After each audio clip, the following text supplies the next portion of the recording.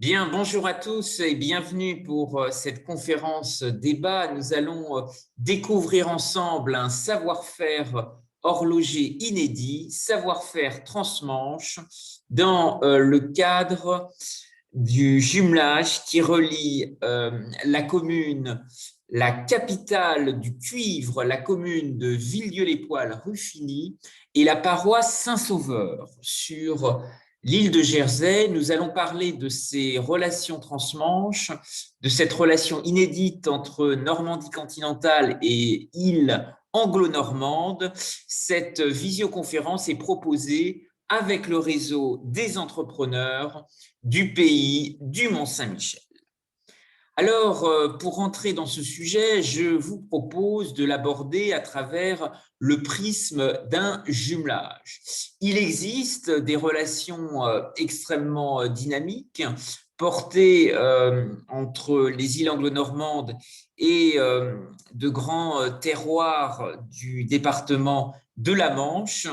Et cette relation entre le littoral, entre les îles anglo-normandes et le département de la Manche est stimulée par beaucoup d'échanges, de passerelles, et nous allons découvrir comment précisément le savoir-faire, l'horlogerie, a été un élément extrêmement fort de la rencontre pour explorer la valorisation de nouvelles ressources liées à la mer.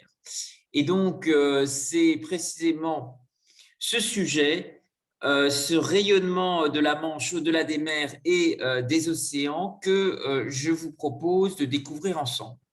L'horlogerie a utilisé beaucoup de matériaux extrêmement innovants, de matériaux biosourcés, et le savoir-faire horloger a aussi rayonné en Extrême-Orient, en Asie et notamment au Japon, où a été explorée en particulier la montre à quartz. Ce qui est intéressant aujourd'hui, c'est de remarquer que dans la reconquête urbaine de grandes villes, de nouveaux quartiers, en particulier des gares qui sont en lien avec le temps, remettent en forme, recréent ce lien. Et vous avez ici l'exemple d'un quartier européen des affaires qui s'appelle Urban Quartz, ce qui montre que Villedieu, capitale du cuivre, au cœur de la Manche, a énormément de potentiel pour valoriser son travail autour des matériaux biosourcés, ce passage de témoin entre terre et mer que nous allons découvrir. Alors, nous allons voyager et en particulier faire un petit détour historique pour découvrir un savoir-faire horloger en mécanique horlogère et en mécanique d'art qui aujourd'hui a été inscrit à l'UNESCO. Depuis le 16 décembre 2020, l'UNESCO a inscrit les savoir-faire en mécanique horlogère et mécanique d'art, avec un bassin historique que vous connaissez sans doute, qui est plutôt la Franche-Comté, aux portes de la Suisse, ce Jura suisse qui a été un berceau de l'innovation. Nous allons découvrir ensemble comment Villedieu a été aussi au cœur d'un arc horloger transmanche avec nos voisins anglo-normands et en particulier avec la baie du Mont-Saint-Michel, pour notamment y développer une valorisation extrêmement intéressante de coquillages et de minéraux marins. C'est la reconversion du savoir-faire horloger que je vous propose de découvrir ensemble. Elle est à la fois extrêmement originale parce que la candidature portée par la France en collaboration avec la Suisse a été considérée comme exemplaire pour sa mise en évidence d'un patrimoine culturel immatériel transfrontalier. Et cet espace transfrontalier est extrêmement intéressant pour le sujet d'aujourd'hui, avec Villedieu et en partenariat avec le réseau des entrepreneurs du pays du Mont-Saint-Michel. L'horlogerie s'est reconvertie sur de nombreux usages. Elle a eu des apports extrêmement positifs dans la Manche pour cristalliser des dynamiques d'innovation peu coûteuses dans l'alimentation, dans la recherche autour de la nutrition santé. Et c'est cette histoire que je vous propose de découvrir ensemble. Et donc, à travers ce jumelage, ce prisme historique de la relation qui existe entre Villedieu-les-Poêles et la paroisse Saint-Sauveur à Jersey, je vous invite à découvrir un voyage dans l'espace et dans le temps. Retenez que le savoir-faire horloger s'est aventuré sur la mer, ce qui montre véritablement ce lien extrêmement intéressant entre des terroirs, entre terre et mer. Alors, rappelons, pour ouvrir cette conférence, les origines extrêmement mystérieuses du métier d'horloger qui, à l'origine, s'écrivait sans H. Ce métier remonte à l'époque de Charles Quint, qui, pour sa guerre contre François Ier, va recruter des horlogeurs, notamment pour le réglage des canons.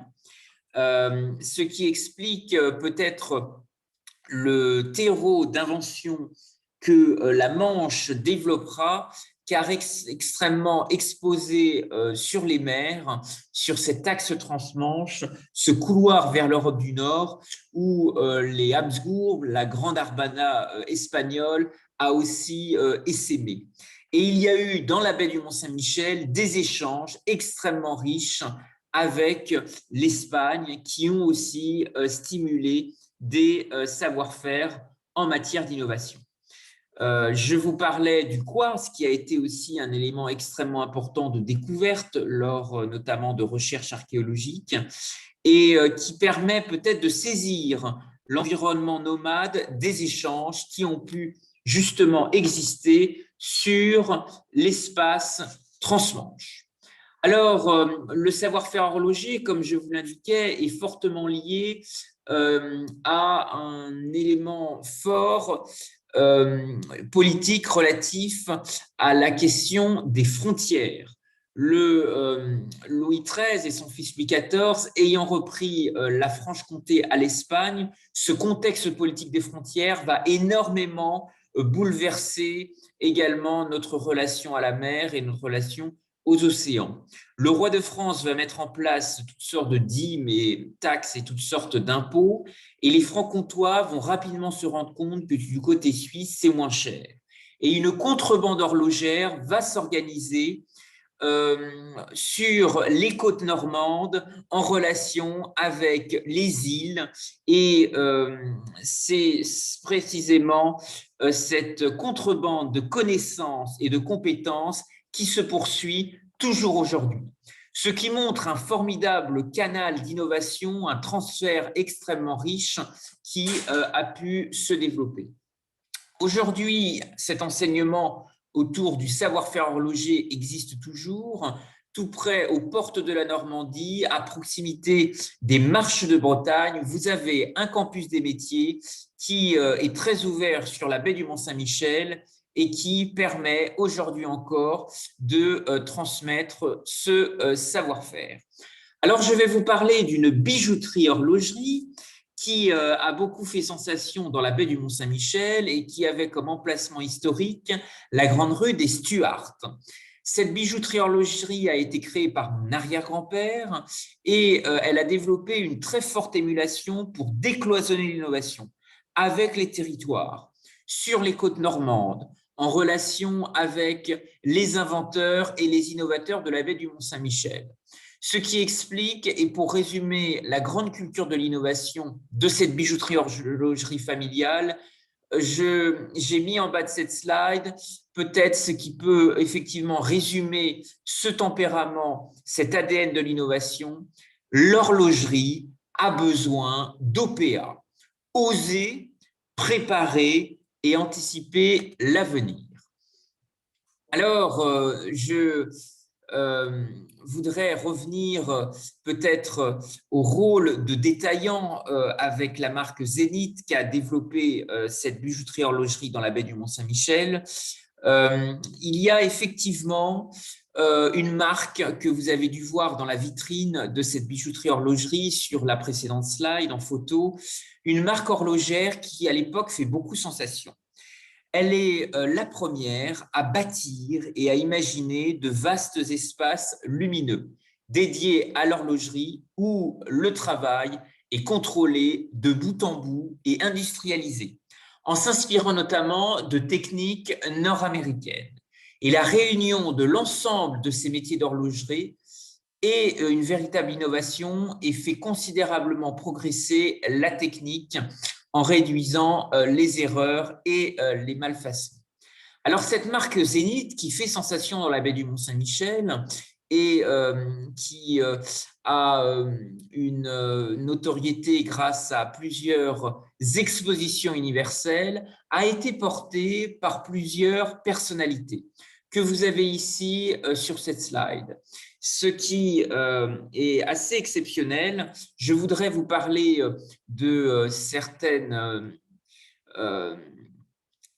pionniers qui se sont appropriés cette marque Zénith. Il y a en particulier Gandhi, qui avait extrêmement peu de possessions matérielles, mais qui avait cette montre de poche Zénith qui signalait notamment ses heures de prière grâce à une fonction d'alarme. Elle aurait été volée, notamment lors d'un voyage en train, mais heureusement, le voleur, rempli de culpabilité et de remords, lui aurait rendu 6 mois plus tard en lui demandant pardon. Et cette anecdote a été partagée par Gandhi dans son journal. Alors, les temps pionniers de l'aviation ont aussi fortement stimulé l'horlogerie, puisque Louis Blériot a aussi porté une marque Zénith et il a aussi témoigné par écrit dans un journal qu'il était extrêmement satisfait de la montre Zénith dont il recommande le grand souci d'exactitude. Voilà, vous avez ici une lettre qui justement avait été écrite par Louis Blériot.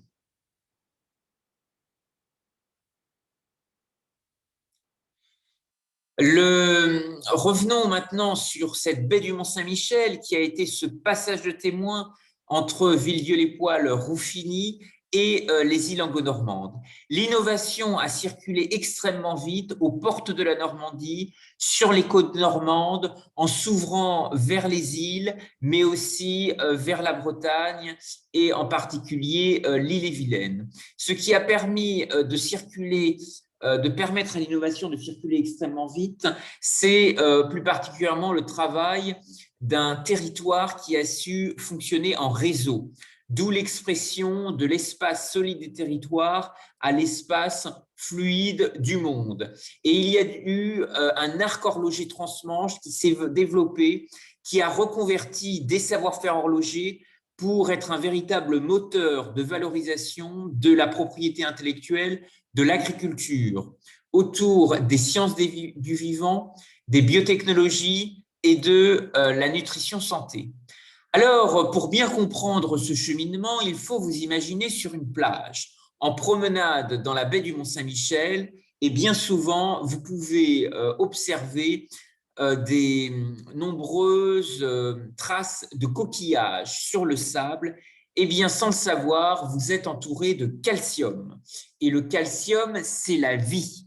La baie du Mont-Saint-Michel a été un écosystème extrêmement riche en calcium et elle va donner naissance aux industries probiomères. C'est un processus de créativité qui émerge dans les années 20, dans les années 30, avec une reconversion exceptionnelle d'un savoir-faire horloger qui était très présent. Vous avez bien entendu des horlogers à Villedieu le royaume de l'horloge, notamment rue Sadi Carnot, qui témoigne encore de ce grand passé horloger. Et la Manche a été un véritable pôle d'innovation parce que le savoir-faire horloger s'est aussi adapté à de nombreuses ressources sur le territoire, entre terre et mer, et nous allons explorer le sujet ensemble. Ici, vous avez le premier logo des industries probiomères qui a beaucoup fait parler de lui, parce que ce logo a suscité un contentieux, notamment avec la société Shell. À l'époque, il était considéré que ce logo était considéré comme extrêmement proche et beaucoup trop proche du logo des stations-service que vous connaissez tous. Alors, l'innovation qui s'est développée par les industries probiomères a été essentiellement orientée vers la valorisation du calcium et le renforcement notamment du calcium de coquille d'œuf en utilisant comme complément alimentaire naturel le sable coquillé de la baie du Mont-Saint-Michel. Cette innovation qui utilisera le savoir-faire horloger pour briser des coquillages dans la Manche sera récompensée par la prime d'honneur du ministère français de l'Agriculture lors de la grande crise de 1936. L'extraction du sable coquillé au large de Chauzet sera aussi stimulée grâce à des relations avec des marins-pêcheurs, et notamment un bateau, le Saint-Pierre, qui fera référence à Césarée, l'ancien nom antique de Jersey, qui était associé à différents personnages du Nouveau Testament, Pierre, Paul, Hérode et Pilate.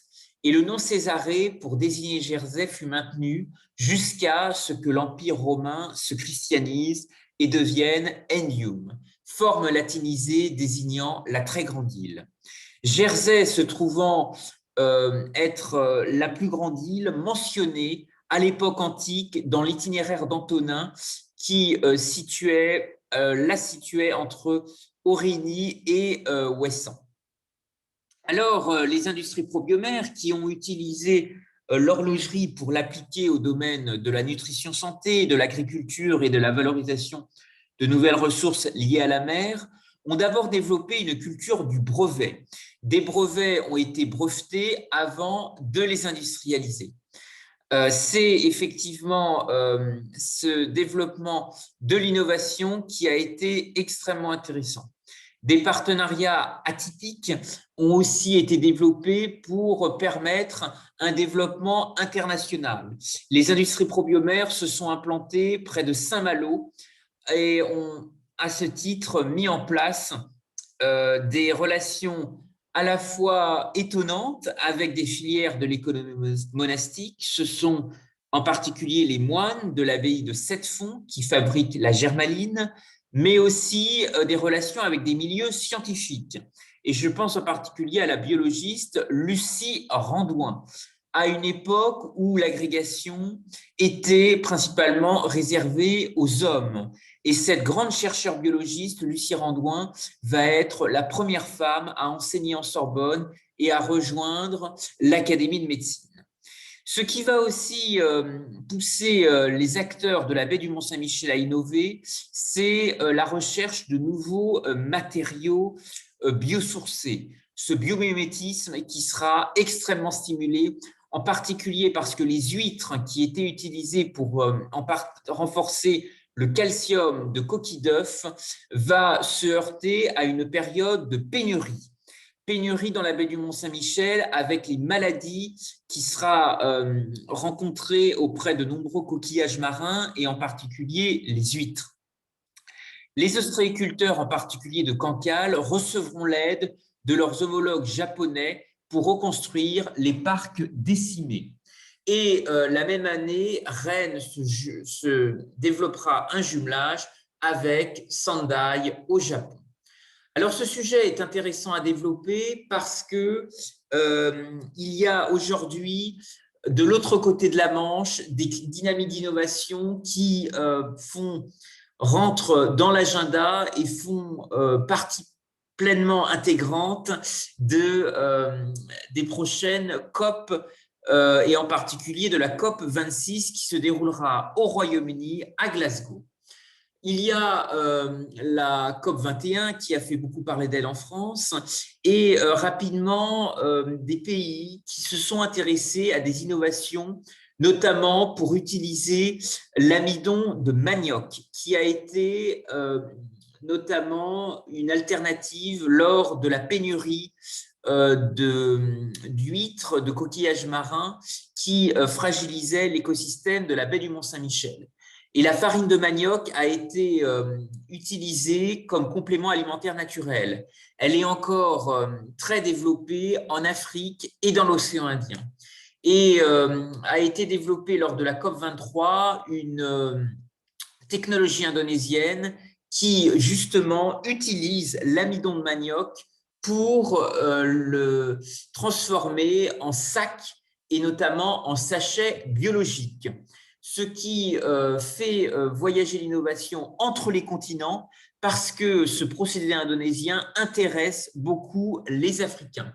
La lutte contre les déchets plastiques intéresse à la fois les continents, mais bien entendu les océans. C'est un enjeu de gouvernance mondiale et L'Oréal ou encore la chaîne kenyane de supermarchés utilisent ce débouché extrêmement intéressant pour développer l'économie circulaire. Et c'est précisément un sujet extrêmement fort qui est inspirant aujourd'hui.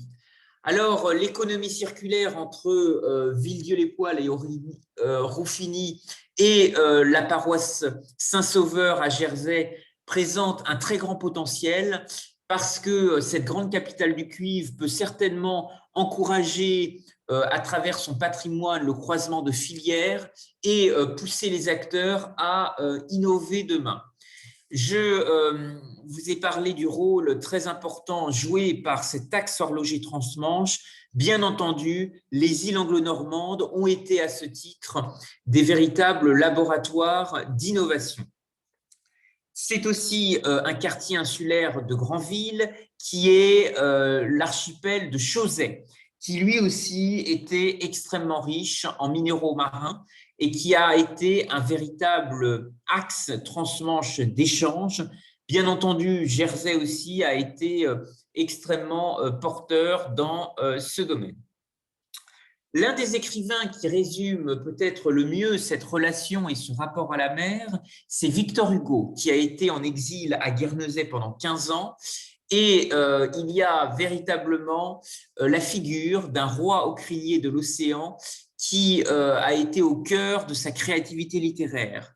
Parce que Victor Hugo, dans son œuvre Les Travailleurs de la mer, imagine cette figure d'un roi au crier de l'océan qui refuse le droit d'entrée à l'or et à l'argent sans son autorisation, et la seule monnaie ayant cours est le coquillage, dont la mer est l'inépuisable coffre-fort. Ce qui précise ce chemin parcouru en termes d'économie circulaire et qui a pu animer des pôles d'innovation extrêmement forts dans la Manche à travers cette conférence aujourd'hui qui souhaite véritablement valoriser ces chemins de mémoire avec Villedieu-les-Poêles, capitale du cuivre, et en particulier la paroisse Saint-Sauveur de l'île de Jersey. Les jumelages, ces dynamiques entre territoires sont encore extrêmement actives. Je voudrais rappeler l'importance également du jumelage qui existe avec Granville et Saint-Brelade, la paroisse Saint-Clément et Cancale, sans oublier Saint-Hélier, jumelé avec la ville d'Avranches. Alors, comment aujourd'hui, quid de Villedieu-les-Poêles, comment faire rayonner cette capitale du cuivre au cœur de la Manche? Eh bien, l'horlogerie est peut-être un élément extrêmement fort qui pourrait justement encourager des chemins collaboratifs, des chemins créatifs. C'est ce dialogue que est certainement à inventer, à réinventer à travers la botanique, la nutrition, le carrefour de nombreuses filières qui ont été extrêmement structurantes pour le territoire de la Manche et qui pourraient aussi peut-être ouvrir la relation de passage de témoins avec d'autres villes. D'autres pépites sont à identifier, d'autres trésors sont à imaginer. Et je vous précise que Rafael Nadal, ce grand tennisman, vient régulièrement à Rennes pour se fournir en montre auprès d'un ami. Et peut-être qu'il y aurait justement autour du grand passé de Villedieu des dynamiques collaboratives à imaginer avec d'autres villes, un parcours, pourquoi pas de l'horlogerie imaginaire qui pourrait justement recréer ces liens entre les côtes normandes et les îles anglo-normandes, en particulier Jersey. Cet axe normand, cet axe transmanche, cet axe normand, Normandie insulaire, Normandie continentale, est un axe historique extrêmement fort qui certainement pourrait être mise en avant à l'image d'un souvenir rapporté d'un voyage ancien. Je voudrais vous rappeler la marque d'horlogerie française Awake qui produit des montres, mais celles-ci sont faites à base de filets de pêche recyclés. C'est peut-être ce passage de témoin entre terre et mer qui pourrait inspirer Villedieu. Et le président Emmanuel Macron en a porté une durant le G7 à Biarritz et en a offert à tous les dirigeants, dont le Premier ministre britannique Boris Johnson, qui est reparti avec. Alors, d'autres territoires, d'autres villes sont particulièrement très en avance et pionnières. C'est en particulier la ville de Strasbourg qui a mis en place un programme extrêmement inventif qui s'appelle l'Industrie magnifique.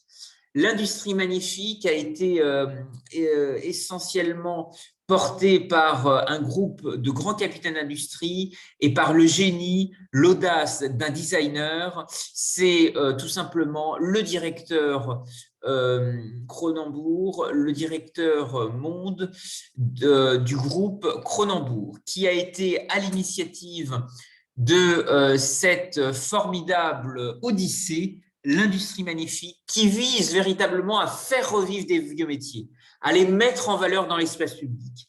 Et c'est précisément cet aspect qui pourrait justement enrichir le rôle de toile économique et culturelle de la Normandie, de Villedieu-les-Poêles. L'Industrie magnifique va être relancée du 3 au 13 juin 2021 et c'est peut-être un programme extrêmement innovant qui peut mettre en valeur les pépites, les savoir-faire normands.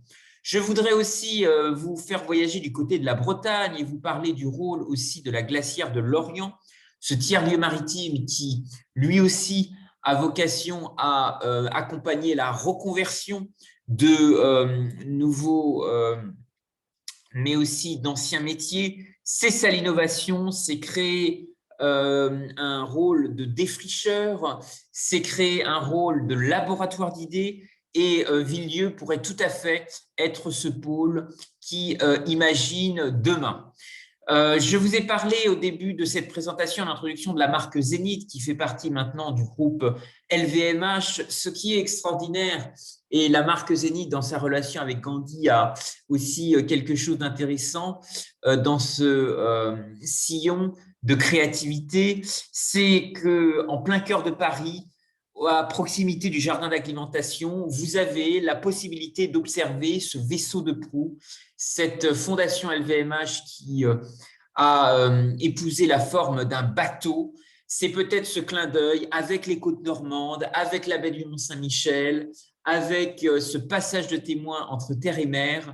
Et c'est certainement un élément, un capital de créativité et d'innovation qui pourrait inspirer Villedieu, grande capitale du cuivre. Je voudrais vous remercier à tous pour votre attention et si vous êtes intéressés pour réagir, faire part de votre intention, faire part de vos réactions et faire part de votre question, il existe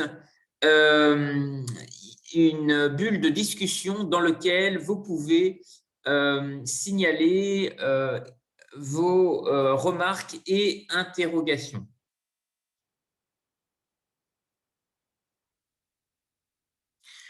Merci à tous pour votre attention. Place aux échanges. Les avancées horlogères et la marine sont liées. Je voudrais rappeler le rôle extrêmement important joué par les premières horloges maritimes qui conservaient la mesure du temps même sur un navire en mouvement.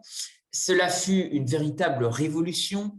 Cela a notamment permis à des marins de se positionner en mer avec une très grande précision. Bien entendu, Granville, grande cité corsaire, a pu en bénéficier. Cela a participé aussi au rayonnement des côtes normandes vers d'autres cultures, vers d'autres territoires. Ce métier d'horloger qui s'écrivait sans H au début, avec des origines plutôt espagnoles pour le réglage des canons. Il serait intéressant de retrouver comment justement Villedieu avec le travail du cuivre, a certainement eu des apports, a certainement porté des transferts d'innovation. Et ce bassin industriel a certainement développé des contacts extrêmement riches et fructueux avec cet arc horloger transmanche. Je voudrais aussi vous rappeler la richesse des échanges qui existent avec nos voisins anglo-normands. D'abord, la présence d'une maison de la Normandie à Saint-Hélier, qui est extrêmement dynamique, enthousiaste, et vous dire qu'il y a beaucoup de choses à développer. Le réseau des entrepreneurs du Pays du Mont-Saint-Michel est aussi là pour faire vivre ce laboratoire d'idées. Bienvenue à l'ensemble de nos conférences. N'hésitez pas à participer à nos ateliers relayés sur les réseaux sociaux. Cette conférence sera également enregistrée et elle permettra une restitution vidéo. Merci à tous pour votre attention et à très bientôt. S'il n'y a pas d'autres questions, je répondrai à l'ensemble des remarques dans la bulle de discussion. Je vous propose de clôturer les échanges et je répondrai à l'ensemble des questions complémentaires qui pourront être transmises par courriel. Cette présentation sera aussi transmise et communiquée à l'ensemble des participants. Je vous remercie à tous pour votre attention et je vous dis à très bientôt.